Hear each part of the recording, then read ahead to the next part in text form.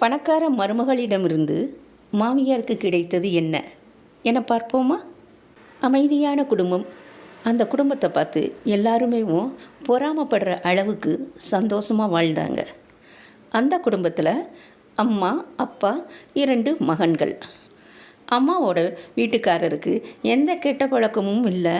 வாங்குகிற சம்பளத்தை அப்படியே கொண்டு வந்து மனைவிகிட்ட கொடுத்துருவார். செலவுக்கு தேவை ஏற்படுற போது மட்டும் வாங்கிக்கிடுவார். அந்த அம்மாவும் தேவையில்லாமல் எந்த செலவுகளையுமே செய்கிறதில்ல. பணம் விஷயத்தில் கரெக்டாக இருப்பாங்க. ஆனால் பிள்ளைங்கள் படிக்கிற விஷயத்தில் நல்ல தாராளமாக செலவு பண்ணுவாங்க. அவங்களுக்கு தேவையான துணிமணிகளை எல்லாம் எடுப்பாங்க. தங்களோட 2 பசங்களையும் நல்ல விதமாக படிக்க வச்சு பெரிய வேலை வாங்கணும்னு நினச்சாங்க. பெரிய மகன் பிகாம் படிச்சுட்டு மேல் படிப்பு படிக்க ஏற்பாடு பண்ணுறாங்க. சின்ன பையன் +2 முடிச்சுட்டு காலேஜ் போகிற நேரத்தில் தான் தன்னோட கணவருக்கு ஹார்ட் அட்டாக் வந்துச்சு. அதுலேயும் பெரிய அளவில் வந்துச்சு. டாக்டர் இவர் ஃபுல்லாக ரெஸ்ட் எடுக்கணும், இனிமேல் வேலைக்கு போகக்கூடாது, இனிமேல் குடும்பத்தை நான் பொறுப்பாக பார்த்துக்கிறேம்மா, தம்பியையும் நல்லா படிக்க வைக்கணும், அதனால் நான் வேலைக்கு போகிறேன், நீங்கள் பொறுப்பாக இருந்து அப்பாவை பார்த்துக்கங்க. பெரிய மகன் வாங்குகிற சம்பளத்தை அப்படியே அம்மா கையிலேயே கொடுத்து விடுவான். அவங்க அப்பா மாதிரியே எந்த கெட்ட பழக்கமும் இல்லை. வீடும் சொந்த வீடாக இருந்ததுனால அவங்களுக்கு எந்த சிக்கலும் இல்லாமல் சந்தோஷமாக இருந்தாங்க. பெரிய பையனுக்கு திருமணம் செய்கிறாங்க. அந்த பொண்ணு ஏழ்மையான குடும்பத்தில் இருந்த வந்த பொண்ணு.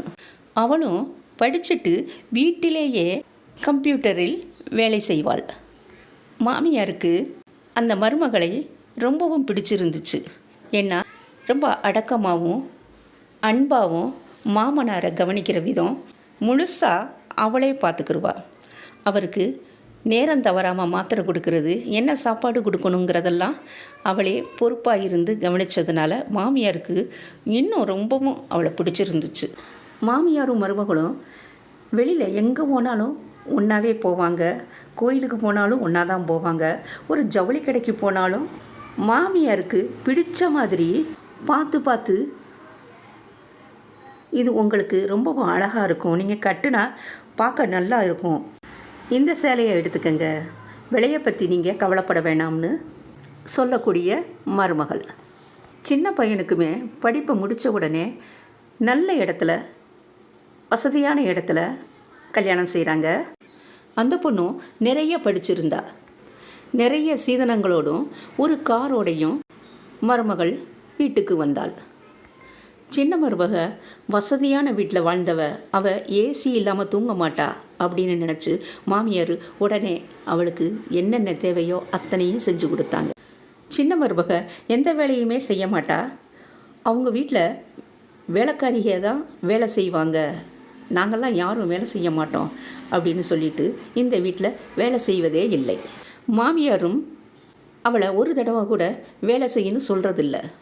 சின்ன மகன் வாங்குகிற சம்பளத்தில் பாதியை மருமகிட்டையே கொடுப்பாங்க இந்த மாமியார், பாதியை வீட்டு செலவுக்கு வச்சுக்கிடுவாங்க. இப்பெல்லாம் சின்ன மருமகள் வந்ததிலிருந்தே சின்ன மருமகளை கவனிப்பதே வேலை என்று இருந்தார்கள் மாமியார். பெரிய மருமகளை அவ்வளவாக கவனிப்பதும் இல்லை, பேசுவது கூட இல்லை. சின்ன மருமகளும் மாமியாரும் அதிகம் வெளியில் போவாங்க. எங்கே வேணாலும் தெரிஞ்சவங்க வீட்டுக்கு, சினிமாவுக்கு போகிறது, கோவிலுக்கு போகிறது இப்படின்னு அவளோட காரில் சேர்ந்து போவாங்க. அது மாமியாருக்கு பெருமையாக இருக்கும். பெரிய மருமகள் இவங்க செய்கிறதையெல்லாம் பார்த்து வருத்தப்பட்டாள். அந்த பொண்ணும் மூத்த மருமகளோடு தேவைப்பட்டால் பேசுகிறது, இல்லைன்னா எதுவும் கண்டுக்கிறதே இல்லை. அவங்களும் இந்த வீட்டுக்கு வந்தவங்க தானேங்கிற மரியாதை கூட இல்லை. மாமனாரை கண்டுக்கிறதே இல்லை. அதனாலேயே அவருக்கு சின்ன மருமகளை பிடிக்கவே இல்லை. எப்போ பார்த்தாலும் தன்னோட தாய் வீட்டு பெருமையே பேசிக்கிட்டு இருப்பா சின்ன மருமக. ஒரு நாள் மாமியாரும் சின்ன மருமகளும் வெளியே போயிட்டு வர்றாங்க. வீட்டில் போட்ட மாதிரியே கிடக்கிறத பார்த்துட்டு மாமியார் பெரிய மருமகளை பார்த்து, நீ முன்ன மாதிரியெல்லாம் இல்லை, சின்ன மருமக வேலை செய்யாமல் இருக்கான்னு நீ போட்டி போட்டுக்கிட்டு இருக்க, இல்லைன்னா இப்படி வீட்டை போட்டுக்கிட்டு இருப்பையா, இல்லை அத்தை, அதெல்லாம் ஒன்றும் இல்லை. இன்றைக்கி எனக்கு உடம்புக்கு நல்லா இல்லை, அதனால தான் என்னால் வேலை செய்ய முடியலை. சரி சரி, நானே வேலை செய்கிறேன்னு சொன்னாங்களே தவிர சின்ன மருமகளை வேலை செய்ய சொல்லவே இல்லை. என்ன முன்ன மாதிரி இல்லைன்னு சொல்கிறீங்களே? நீங்களும் தான் முன்ன மாதிரி என் கூட பேசுகிறதே இல்லை, கோயிலுக்கு கூட கூப்பிட்டு போகிறதில்ல, சின்ன மருமகள் கூடயே இருக்கீங்க. என்ன மறந்துட்டீங்கல்ல? உனக்கு அவன் மீது பொறாமை, என்ன அவள் பணக்காரி அப்படிங்கிற எண்ணம் உங்ககிட்ட இருக்கிறதுனால தான் நீ எதையும் ஒழுங்காக செய்கிறதில்ல. அவள் என்ன நம்மளை மாதிரி வீட்டில் இருந்தால் வந்திருக்கா? கொஞ்சம் முன்ன பின்ன அப்படி தான் இருக்கும் பெரிய மருமகளுக்கு. அதுக்கு மேலே அங்கே இருக்க முடியாமல் கண்ணீரை தொடச்சிக்கிட்டே உள்ளே போகிறா. இங்கே பாருமா, இவளுக்கு தலைகால் புரியாமல் இருக்கா. இதை பெருசாக எடுத்துக்காத. ஒரு நாள் இவளுக்கு புத்தி வரும், அப்போ உன்னோட அருமை தெரியும். நான் சொன்னாலும் இவ கேட்க மாட்டா. ஆனால் இவ கெட்டவ இல்லைம்மா, இதையெல்லாம் பெருசாக எடுத்துக்காத. நீ உன்னோட வேலைக்கு நானும் ஏதாவது உதவி செய்கிறேன், எனக்கு நீ சொல்லி கொடுமா. வீட்டில் இருந்துக்கிட்டு சும்மாவே இருக்க முடியலை. வெளியில் வேலைக்கு போகிறேன்னு சொன்னாலும் இந்த 2 பசங்களும் என்னை வெளியில் விட மாட்டேங்கிறாங்க. அதனால் நானும் உன் கூட சேர்ந்து உனக்கு உதவியாக வேலை செய்கிறேன்னு சொல்லவும், சரிங்க மாமா, இந்த வேலை ஈஸியான வேலை தான், நான் உங்களுக்கு சொல்லித்தர்றேன். 2 மருமகளும் முக்கியமான திருவிழாவிற்காக தாய் வீட்டுக்கு போகிறாங்க. போனவங்க திரும்பி வர்றப்ப பெரிய மருமக மாமியார்கிட்ட வந்து, உங்ககிட்ட இந்த கலரே இல்லை, உங்களுக்கு இது பிடிக்கும்னு எடுத்துகிட்டு வந்திருக்கேன், இதை கட்டினா நீங்கள் ரொம்ப அழகாக இருப்பீங்க அப்படின்னு ஆசையாக கொடுக்குறா பெரிய மருமக. அதை வாங்கி அப்படியே டேபிளில் வச்சுட்டு போகிறாங்க. சின்ன மருமக தன்னோட தங்கச்சியையும் கூப்பிட்டுக்கிட்டு வந்திருந்தா. ஒரு பட்டு புடவையை எடுத்து கையில் கொடுத்துட்டு, அத்தை, நானும் தங்கச்சியும் இப்போ தான் வர்ற வழியில் ஒரு ஜவுளி கடையில் தேடி பார்த்து ஆசையாக வாங்கிட்டு வந்திருக்கேன்னு கையில் கொடுக்குறா. இதை நீங்கள் இப்போவே கட்டணும். மாமியாருக்கு சந்தோஷம் தாங்க முடியலை. அந்த பட்டுப்புடவையை வாங்கிக்கிட்டு, இந்த இப்போ வர்றேம்மா, நீங்கள் பேசிக்கிட்டு இருங்க, காஃபி கொண்டுக்கிட்டு வர்றேன்.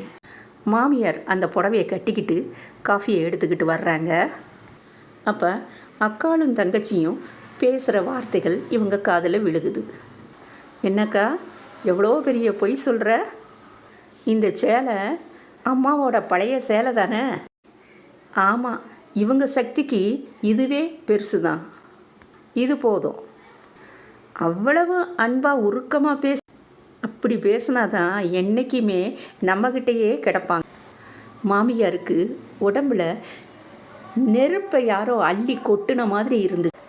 அழுது கொண்டே ஓடிய மாமியார் தன்னோட மூத்த மருமகள் கொடுத்த சேலையை தன் மார்போடு அணைத்து கொண்டு அழுதாள் அந்த மாமியார்.